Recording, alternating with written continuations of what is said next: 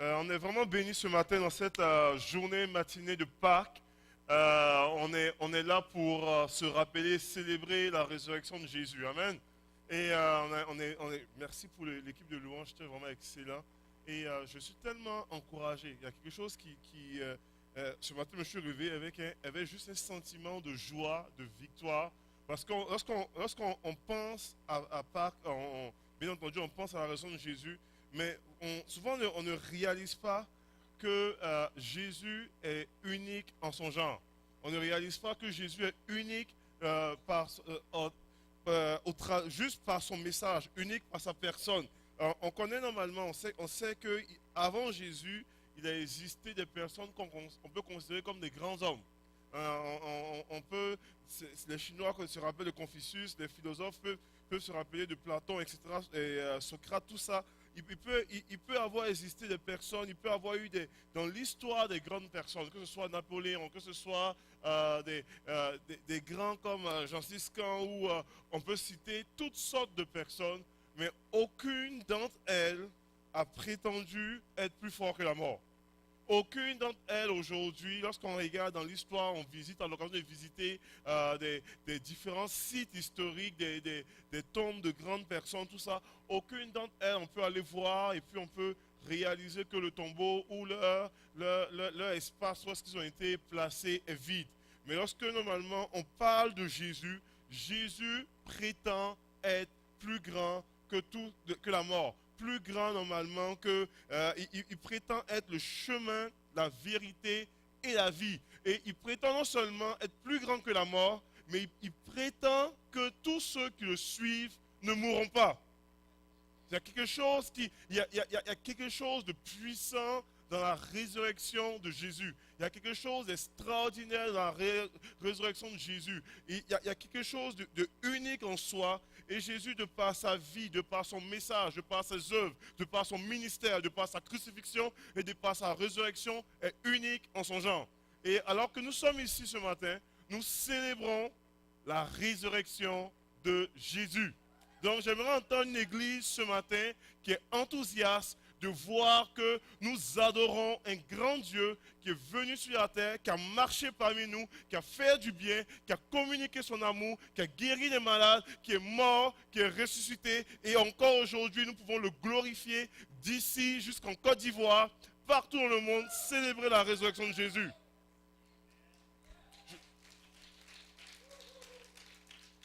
C'est magnifique de réaliser cela. Ce matin, je me suis réveillé et puis je vais reçu des textos de ma soeur qui est en France. Et c'est comme normalement nous tout dépend des fuseaux horaires. C'est comme une vague de célébration qui a commencé à travers toute la terre pour célébrer ce que Jésus a fait il y a 2000 ans. On ne réalise pas, mais on fait partie de la vague. Je sais que vous n'êtes pas bon, peut-être qu'il y a certains ici qui le sont. Moi, je suis un gros amateur de soccer. Et lorsqu'on regarde des gros matchs de soccer, des grosses finales, il y a comme des foules là, et 40 000, 50 000 personnes. Et puis à un moment donné, lorsqu'on veut célébrer l'équipe, on fait normalement une espèce de vague et c'est magnifique. Et il y a une vague de célébration qui a commencé partout dans la terre pour célébrer Jésus ressuscité aujourd'hui. C'est merveilleux. On ne réalise pas ça, mais c'est vraiment merveilleux. Ce matin, le titre de mon message est très simple. Le titre de mon message, c'est l'agneau qui change tout. Et je crois réellement, quand on pense à une image d'agneau, on pense à un agneau. Et c'est fascinant de voir que Dieu a voulu littéralement changer le monde à travers l'image d'un agneau. Normalement, lorsqu'on parle de quelque chose de changer le monde, on parle de quelque chose de triomphe. On pense à un lion, quand on pense à un animal, on pense à quelque chose de triomphant qui prend conquête. Mais Dieu, dans sa préscience et dans la façon tellement fascinante, a choisi l'image d'un agneau pour changer le monde. Quelque chose d'inoffensif, quelque chose qui est presque insignifiant. L'agneau qui change tout. Et j'aimerais qu'on puisse, dans les Écritures, il y a des versets qui parlent de cela, mais la première fois où est-ce qu'on fait mention de l'agneau dans la Bible, en fait, c'est dans un contexte de sacrifice. En fait, on va je ne sais pas si le PowerPoint pourrait être affiché. Euh, ça ne marche pas, c'est pas grave, je vais courir seul avec ça.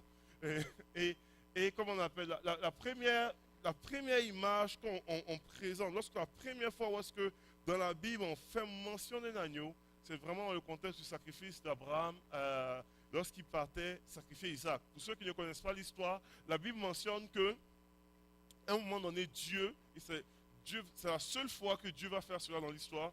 Dieu normalement va dire, Abraham, va dans le pays de Morija et va normalement vers une montagne que je te montrerai. Et là, tu vas offrir en sacrifice ton fils, ton unique, Isaac. Vous savez, en réalité, il y a quelque chose qui est assez particulier dans cela. Si moi je suis un gars très pragmatique, si normalement j'avais entendu une histoire, une parole comme ça, j'aurais dit non, c'est pas Dieu ça. C'est vraiment pas Dieu qui a parlé comme ça. Mais Abraham, confiance à Dieu, il s'en va. Et alors qu'il s'en va, son Isaac va poser la question à son père. Et il va dire en fait, il va dire, mais papa, à un moment donné, et il va dire, je t'écoute mon fils. Il dit, on a normalement le feu, on a normalement le bois pour le sacrifice, mais où est l'agneau pour le sacrifice? On ne sait pas trop dans l'écriture, mais on se dit, les théologiens se disent que probablement la pratique du sacrifice de l'agneau était une pratique qui était courante parce que tout de suite, Isaac pose la question pour dire où est l'agneau pour le sacrifice? Et Abraham là va répondre une phrase qui va être normalement considérée comme un des noms de Dieu, qui dit en fait, Abraham va dire en fait, Yahvé Jiré, l'Éternel lui-même pourvoira l'agneau. Il dit Dieu pourvoira l'agneau pour le sacrifice. Et lorsqu'il arrive là, pour ceux qui sont la suite de l'histoire, c'est que Abraham va ligoter son fils, il va le déposer, il va être prêt à le tuer. Lorsqu'il va être prêt à le tuer, Dieu va pourvoir l'animal pour le sacrifice. Et à partir de ce moment-là, Dieu littéralement s'est révélé à Abraham et aux nations par rapport au fait qu'il était Yahvé Jiré, l'Éternel qui pourvoit. Et il y a eu la phrase pour dire la montagne de l'Éternel, Dieu pourvoira. Et c'est la première fois où est-ce qu'on fait mention de l'agneau dans la Bible. Merveilleux, ça fonctionne. Et comment on appelle là? Et à ce moment-là, il y a quelque chose qui prend place là. Et Dieu va non seulement bénir Abraham, mais à travers juste on peut aller à la prochaine diapo, à travers juste simplement le sacrifice, à travers juste ce qui a pris place là, Dieu va littéralement, c'était une image prophétique de ce qui allait prendre place. Pour dire qu'à un moment donné, un jour, il vient un temps où est-ce que Dieu lui-même offrira son propre fils en sacrifice. Il a empêché Abraham de le faire, mais Dieu annonçait que lui-même il offrirait lui-même son propre fils. Comprenez-vous un petit peu? Et c'était vraiment ce que c'était l'image, c'était une image prophétique de ce que Jésus, agneau de Dieu, allait venir faire. Et il y avait quelque chose d'assez particulier là-dedans aussi. C'est que lorsque Abraham va faire le sacrifice, il va faire le sacrifice sur le mont Morija, et plus tard dans l'histoire, dans l'histoire, David dans sa conquête, va conquérir le mont Morija, et il va changer le mont Morija pour le nom suivant, Sion. Et le mont Sion, on connaît le mont Sion, la montagne.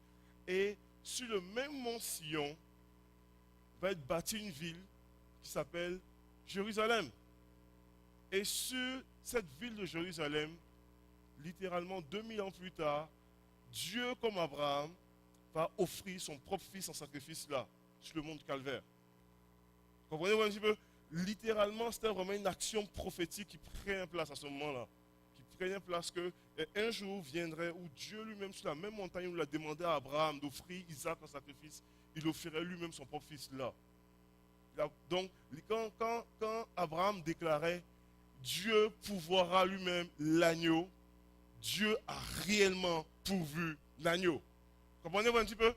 Et il y a quelque chose qui a changé tout là. C'est la première fois où est-ce qu'on fait mention d'un agneau.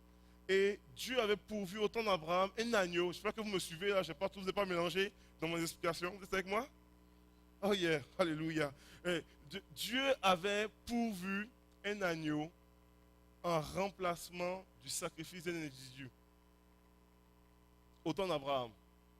Plus tard, Dieu va lancer encore va donner un autre ordre à une autre personne qui s'appelle Moïse. Et là, on a un contexte cette fois-ci d'esclavage. On sait que le peuple d'Israël est esclave en Égypte. C'est plus tard dans l'histoire, tout ça. On parle d'à peu près 600 ans après Abraham. Et normalement, comment on appelle, le peuple d'Israël est esclave en Égypte. Dieu décide de libérer le peuple. Et il dit à Moïse, normalement, il y a eu plusieurs plaies qui sont venues. Plusieurs plaies qui ont frappé des différents cataclysmes, catastrophes naturelles qui ont frappé l'Égypte. Et puis il dit, je vais envoyer une dernière plaie.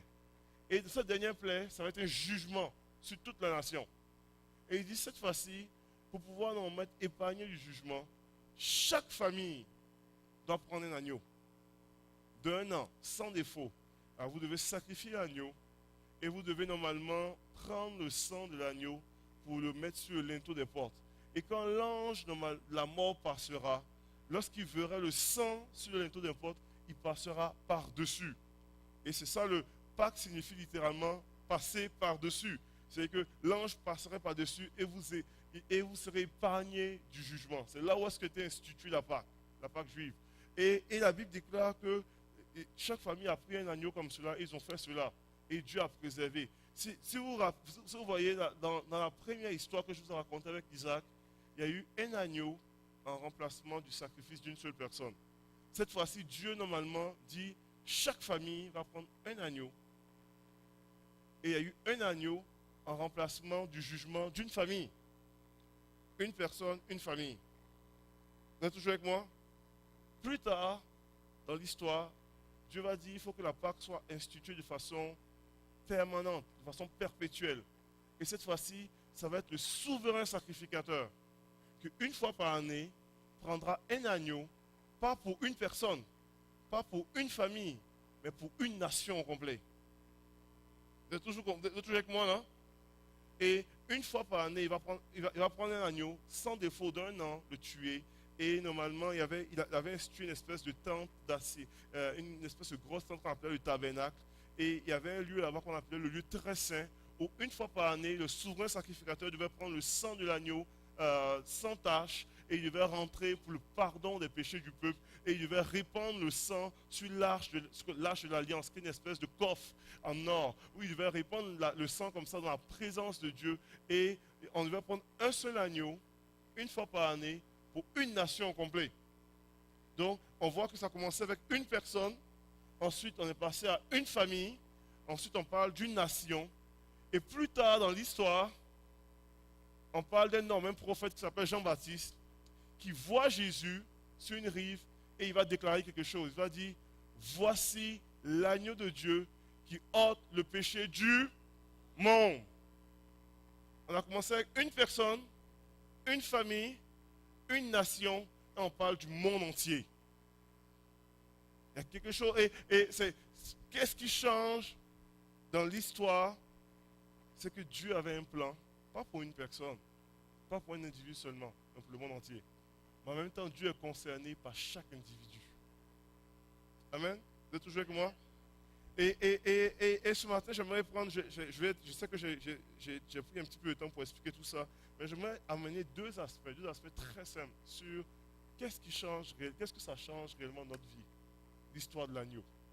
L'histoire de l'agneau change beaucoup de choses. Je vais vraiment amener deux aspects simplement ce matin. L'histoire de l'agneau, qu'est-ce que ça change pour nous aujourd'hui? L'histoire de l'agneau, elle nous rend libres et victorieux. Premier point que j'aimerais apporter ce matin. Et le deuxième aspect, elle fait de nous des porteurs de vie. Et elle nous rend libres et victorieux et elle fait de nous des porteurs de vie. Prochaine diapo, on va regarder cela. Elle nous rend libres et victorieux, elle fait de nous des porteurs de vie. Prochaine diapo, on va voir normalement au niveau de l'aspect de elle nous rend libres et victorieux. Il y a un verset Jésus, alors qu'il se présente comme l'agneau de Dieu, va faire plusieurs déclarations qui sont des déclarations solennelles, mais tellement puissantes par rapport à cela. Jésus, normalement, dans les Écritures, si on regarde dans la prochaine diapo, il dit normalement que l'Esprit du Seigneur sur moi, tu peux avancer la slide, il dit l'Esprit du Seigneur sur moi dans Luc chapitre 4, verset 18. Il dit l'Esprit du Seigneur est sur moi parce qu'il m'a oint, et il m'a oint pour guérir ceux qui ont le cœur brisé.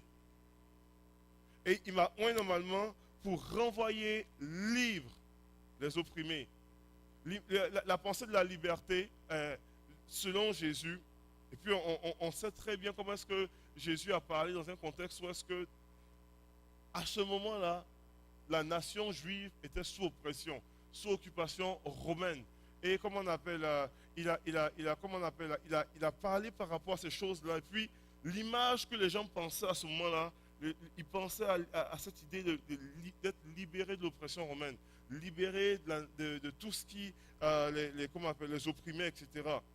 Mais Jésus parlait d'une liberté qui transcendait cela. Et il y a cette semaine, oui, cette semaine ou la semaine passée, j'ai eu l'opportunité, j'ai eu le privilège de célébrer la Pâque en prison avec des détenus. Pour ceux qui ne me savent pas, je travaille comme aumônier carcéral dans un pénitencier. Et puis, alors qu'on célébrait Noël, là, je partageais juste un témoignage d'une réalité qui prend place, qui est vraiment, qui est vraie. C'est qu'on peut normalement, puis j'en ai vu dans ma vie, des gens, j'ai vu dans ma vie des gens qui étaient vraiment en prison. Le mois prochain, j'aurai l'occasion de pouvoir participer à un baptême d'un de mes détenus qui a accepté Jésus et qui se fait baptiser. Et dans son témoignage, alors qu'il raconte son témoignage, il dit, lui, Dieu l'a touché alors qu'il était dans le trou. Dans l'expression dans le trou chez nous, il n'y a pas plus prison que prison. C'est une prison dans une prison, littéralement. Donc, tu peux être en prison enfermé, et lorsque soit tu fais des mauvaises actions, tu fais des choses terribles, ou est-ce qu'on attend dans ta vie en prison, on va te ramasser et on va t'amener en détention. En détention, c'est littéralement une prison dans une prison. Et c'est un endroit où est-ce que tu es enfermé des 23 heures sur 24, où est-ce que des fois, il y a des trous dans la détention, il y a des places en détention, où est-ce que tu n'as même pas accès à la lumière du jour. Donc, tu as vraiment l'espèce de néon, tu es enfermé dans 4 murs et tu n'as pas d'horloge. Donc, tu sais pas, tu ne vois pas le temps passer, tu ne sais pas trop combien de temps tu restes là-dedans. Et c'est un endroit où est-ce que les détenus n'aiment pas beaucoup, et avec raison. Extrêmement difficile. Et alors qu'il était dans le trou comme cela, il dit c'est là où est-ce qu'il a vu l'amour de Dieu se manifester envers lui. Donc, et c'est là où il a expérimenté la réelle liberté. Donc tu peux être en prison d'une prison, tu peux être enchaîné dans une prison. C'est déjà arrivé que j'ai déjà vu des gens dans le trou qui s'automutilaient, puis on les mettait des camisoles, etc., des sortes de choses pour les empêcher de se faire mal. Tu peux être littéralement enfermé dans une prison et enchaîné et être profondément libre. Comprenez-vous un petit peu? Être profondément libre, là.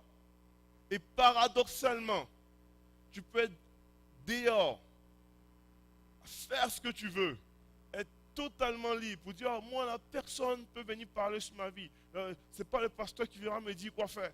Et puis, te sentir aussi libre que l'air, aussi libre de faire ce que tu veux, avec zéro engagement, avec zéro chose, et être profondément enchaîné.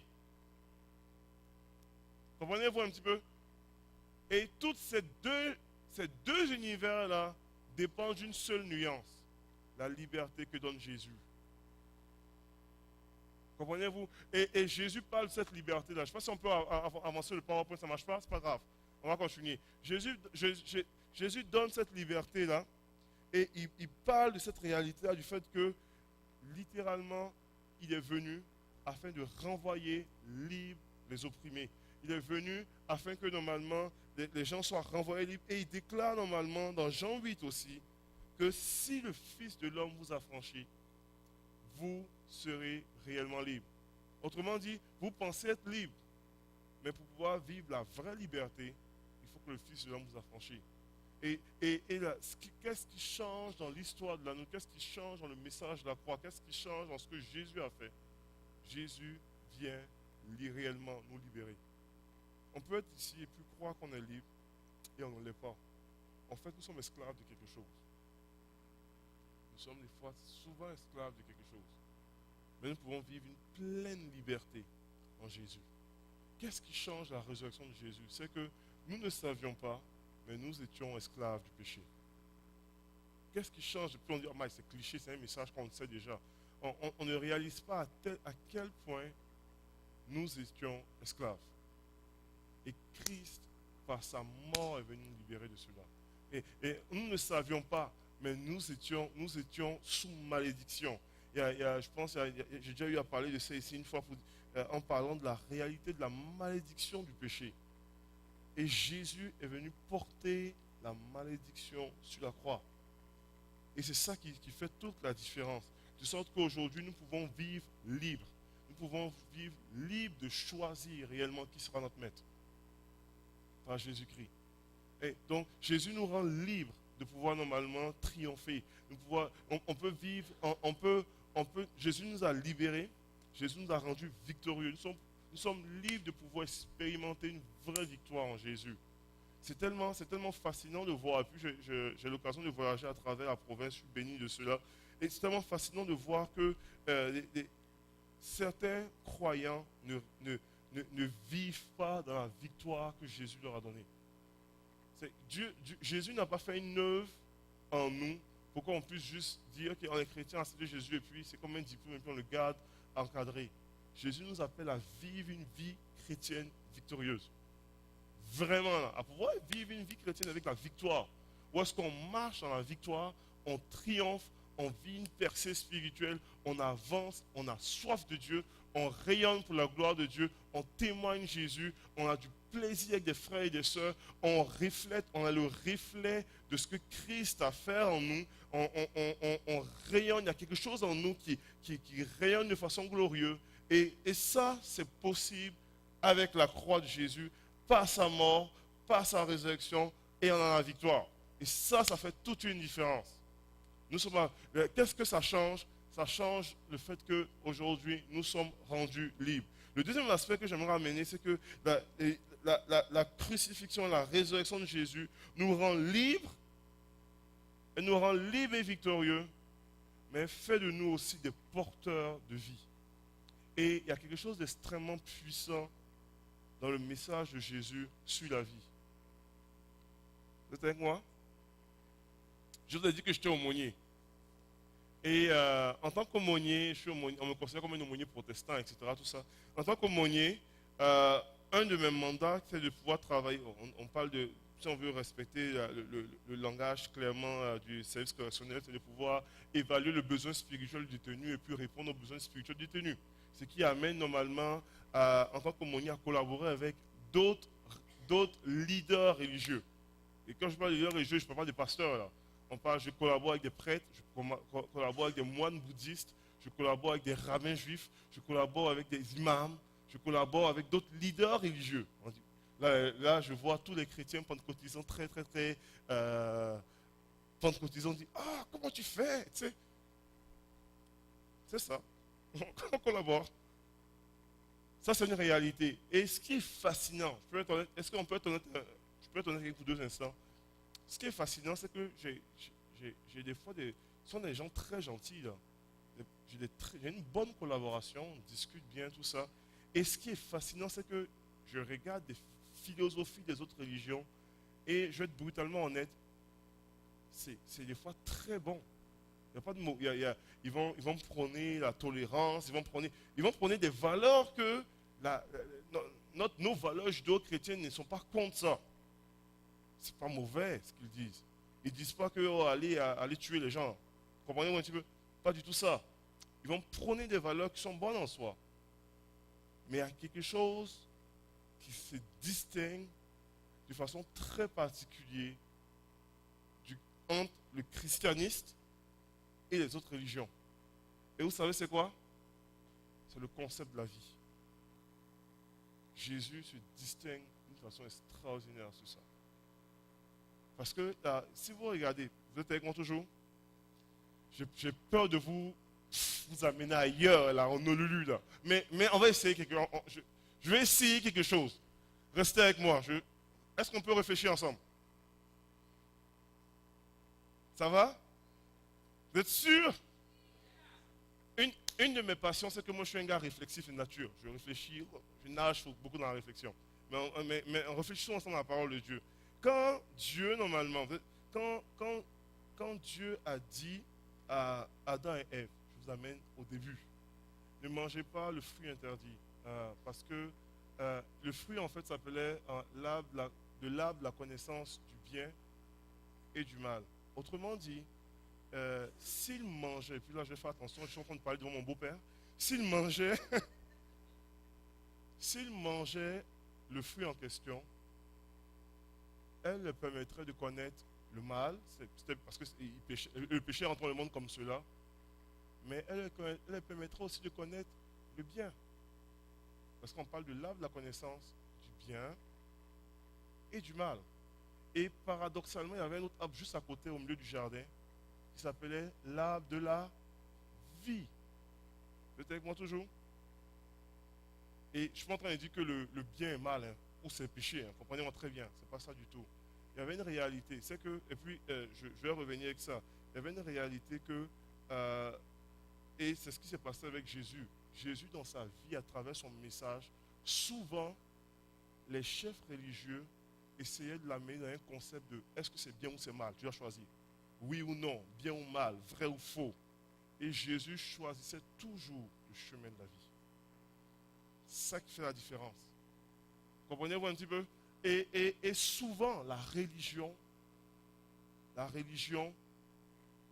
vouloir nous amener dans un concept de bien ou mal, vrai ou faux, est-ce que tu peux faire ça ou pas faire? La Bible dit ça. Non, non, comprenez? Et Jésus nous a toujours amenés sur le chemin de la vie. Toujours. Et les gens, il y a tellement d'exemples qui amènent cela.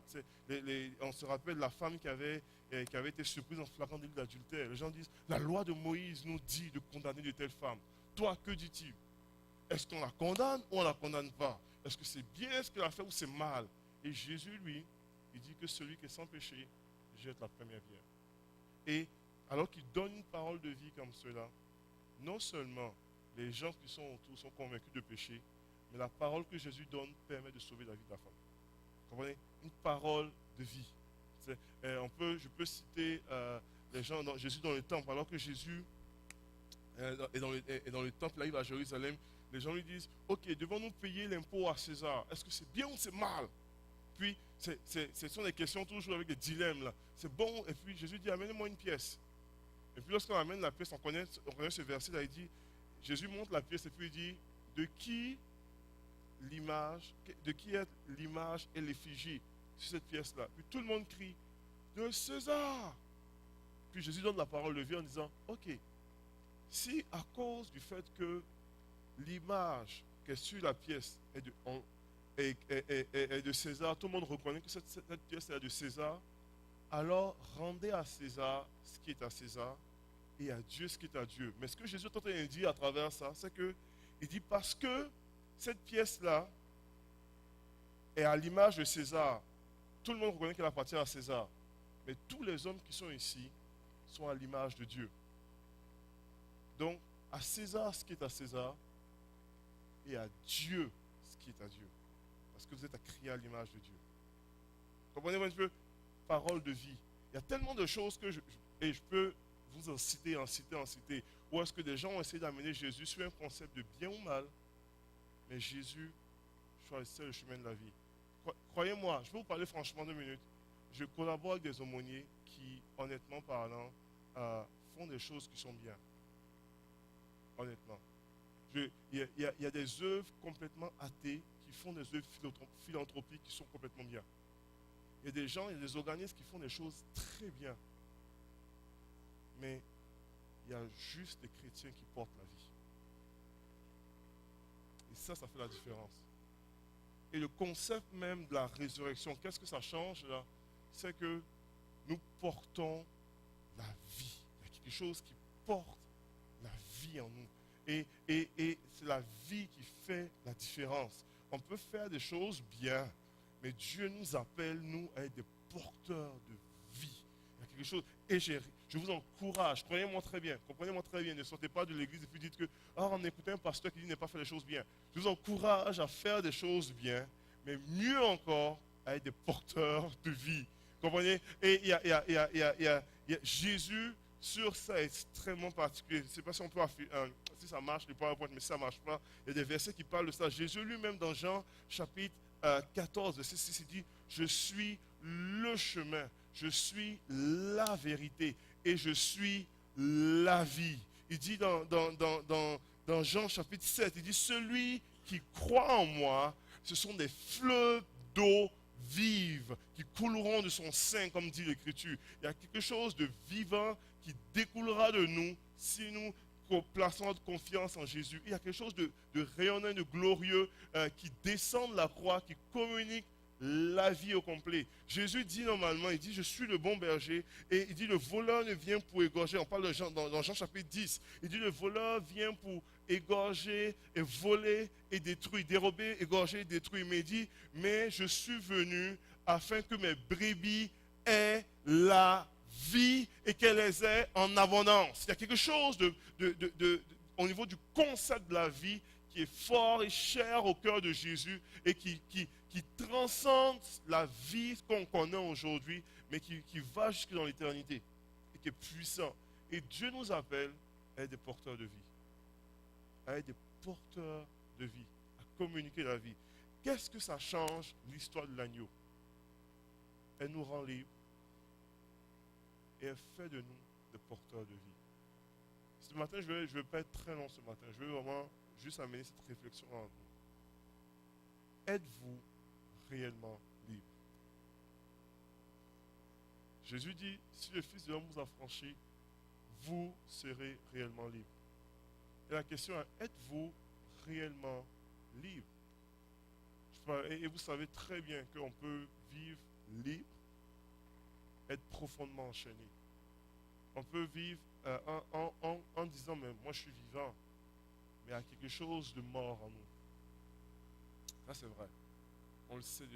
Et pour plusieurs qui sont dans l'église, ils savent que ça peut, c'est comme on appelle, ça peut normalement arriver cela. Je vais terminer mon message, puis je vais inviter peut-être un musicien juste au piano, whatever. Je vais terminer mon message avec juste cette pensée-là.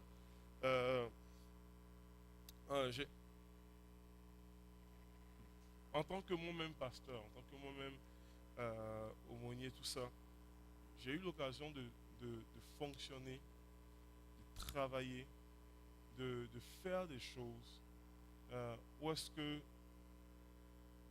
avec du recul, je me suis moi-même questionné pour dire, c'était peut-être bien, mais est-ce que ça portait vraiment la vie? Je peux être honnête avec vous, je vais terminer vraiment avec ça. Et je me suis, avec le recul, je suis capable d'identifier dans ma vie des zones dans ma vie où est-ce que j'ai fait de bonnes choses, où est-ce que j'ai fait des choses politiquement correctes. Je peux être honnête avec vous, où est-ce que j'ai, en tant qu'ancien pasteur jeunesse, j'ai confronté même des jeunes par rapport à certaines choses dans leur vie, certains péchés. Et puis, politique correct, c'est super correct. C'est bien d'avoir fait ça. Mais la façon dont est-ce que j'ai fait ou de la façon dont est-ce que j'ai dit, la façon dont est-ce que les choses sont sorties, ça n'a pas communiqué la vie. Comprenez-vous? Il y a quelque chose que ce matin, puis je veux vraiment amener cette pensée-là. Il y a quelque chose ce matin, je crois de tout mon cœur, que Dieu veut insuffler la vie dans certaines personnes. Que trop longtemps, vous avez fonctionné sur le pilote automatique. Trop longtemps, vous avez fait les choses comme des bons chrétiens. Vous avez fait les choses bien. C'était bien. Mais si vous voulez vous arrêter, puis être honnête envers vous-même, ça fait longtemps que vous ne portez pas la vie. Et ce matin, Dieu veut vous interpeller.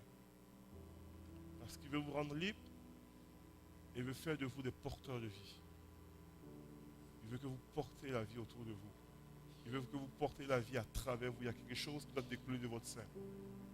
Et merci Seigneur d'avoir été saisi par l'amour de Dieu. Il y a quelque chose que Dieu fait encore beaucoup plus glorieux, encore plus glorieux encore, qui est vraiment extraordinaire. Il veut faire de vous des porteurs de vie. Et je vous disais, et avec du recul, je réalisais qu'il y avait des choses que je faisais qui portaient pas tellement de vie. Et le Seigneur personnellement m'a touché, m'a vraiment touché, m'a saisi par rapport à cette pensée-là. Et j'ai réalisé que je pouvais, puis j'ai réalisé que, comment on appelle, avant je travaillais énormément dans l'église, que ce soit dans l'église, au niveau ministériel, au niveau des... énormément pour peu de résultats. Et j'ai réalisé à quel point, quand tu choisis le chemin de la vie, tu peux normalement travailler peu pour avoir des résultats exponentiels. Tu peux normalement faire des choses simplement. Avant, je montais des programmes pour essayer d'évangéliser tout ça. Et puis, j'essayais, je bûchais. Et puis, les résultats étaient minimes. Tu vois, je ne dis pas qu'il y a des gens qui n'étaient pas touchés, il y a des gens qui acceptaient Jésus. Mais je disais, Mike, c'est impressionnant de voir comment est-ce que des fois je dis peu. Et avant, j'avais toute ma route romaine. C'est comment c'était Jésus. Tu as besoin de réaliser que Jésus t'aime, t'es pécheur. Le salaire du péché, c'est la mort. Christ est venu afin de détruire les œuvres du diable. Christ prouve son amour envers nous, de ce que lorsque nous étions pécheurs, Christ est mort pour nous. Et quiconque invoquera le nom du Seigneur, Jésus sera sauvé. Je descendais les étapes comme cela. Et puis, peu de résultats. Et de voir comment est-ce qu'aujourd'hui, alors que je choisis de pouvoir me mettre sous l'ombre du Saint-Esprit et dire Seigneur, je veux marcher. Des fois, je dis une phrase et Dieu change de vie. Des fois, je dis rien. Le Seigneur me dit, va voir une personne. Et puis, juste ma présence communique la vie. Je ne sais pas comment ça se fait, mais Dieu fait quelque chose. Des fois, c'est tellement minime et Dieu touche. Je vous ai parlé de mon détenu que je vais le voir baptiser en avril prochain. Et c'est juste une visite que j'ai faite en prison. Je suis allé le voir dans le trou. Puis je lui ai juste dit, lâche pas. Lâche pas, ça ne veut rien dire. Tout le monde on dit, lâche pas, lâche pas. Mais c'était la phrase qu'il avait besoin d'entendre, qu'il a amené au Seigneur. Et il raconte ce témoignage, je peux dire, ma visite, alors qu'il était dans le trou, a été le point tournant dans sa vie. 10 ans en arrière, je serais venu avec toute ma liste, avec ma Bible, avec mes... Juste être inspiré par Dieu qui communique la vie. Comprenez-vous un petit peu? Et je peux vous citer des choses. Il y a un détenu qui est venu, j'ai expliqué ça à mon épouse. Cette semaine, il vient me voir parce que je dois changer de prison. Puis il me dit, il m'amène une Bible et puis il me dit, dédicace-moi ma Bible. Dédicace, ok. C'est comme une rockstar là.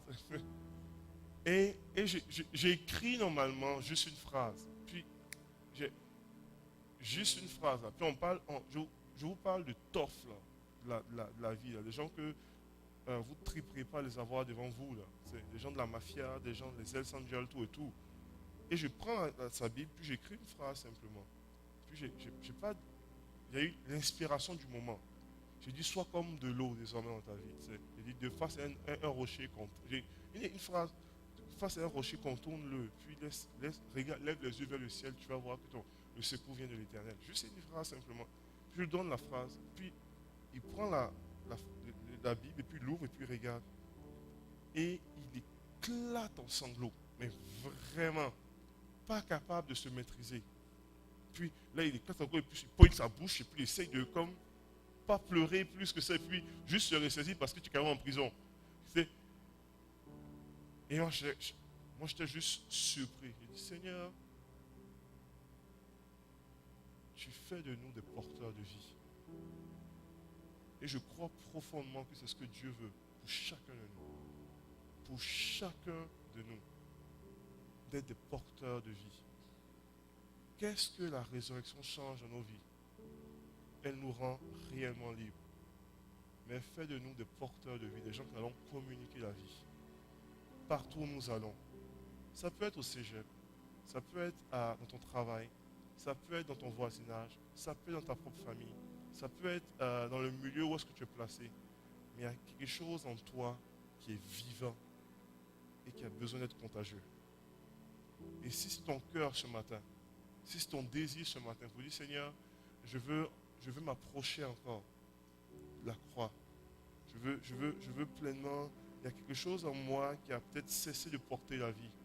Je fonctionne sur le pilote automatique depuis trop longtemps. Et je veux communiquer la vie autour de moi. Il y a quelque chose en moi qui a besoin encore de brûler. Je veux que tu ressouffles sur les braises de ma vie afin que je sois embrasé de nouveau. Si c'est ton désir ce matin, s'il y a un écho qui résonne dans ton cœur ce matin pour cela, j'aimerais qu'on se lève ensemble. On va transformer ce lieu dans cette journée de Pâques-là en un lieu de prière où est-ce que nous aussi, comme il y a 2000 ans, Jésus s'est offert sur la croix. Nous, en contrepartie, nous allons nous offrir à Dieu. Vous dites, Seigneur, nous sommes des sacrifices vivants devant toi. Des sacrifices devant toi. Et par ta mort, par ta résurrection, tu nous donnes la vie. Et tu nous appelles à devenir des porteurs de vie. Des gens qui allons communiquer la vie. Des gens qui allons être réellement libres. Des gens qui allons être puissants. Des gens qui allons être victorieux, des gens qui allons marcher dans la victoire, dans la grâce de Dieu, avec la vie de Dieu en nous, avec la puissance de Dieu en nous, avec le Saint-Esprit en nous, et nous allons faire une différence.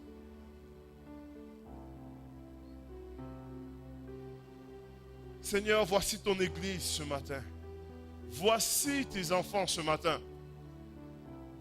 Seigneur, nous venons comme un sacrifice vivant devant toi. En cette journée de Pâques où nous célébrons la résurrection de Jésus, Seigneur Dieu.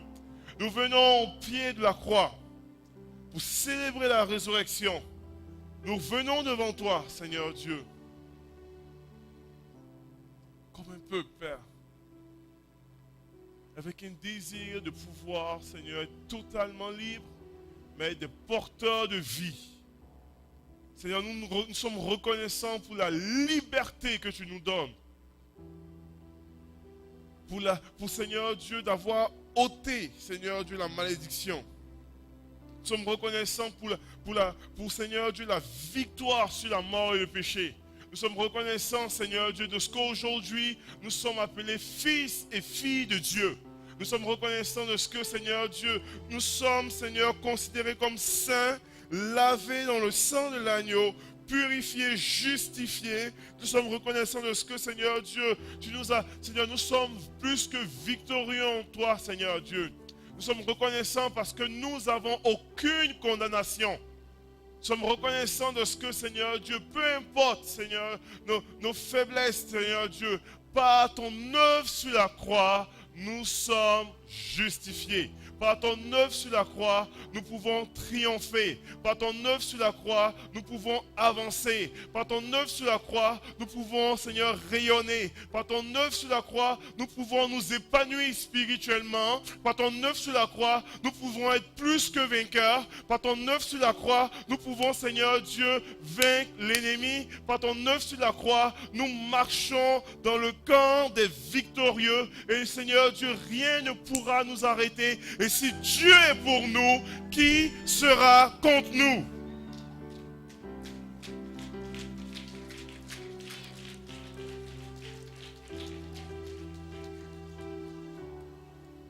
Te bénissons, Seigneur Dieu.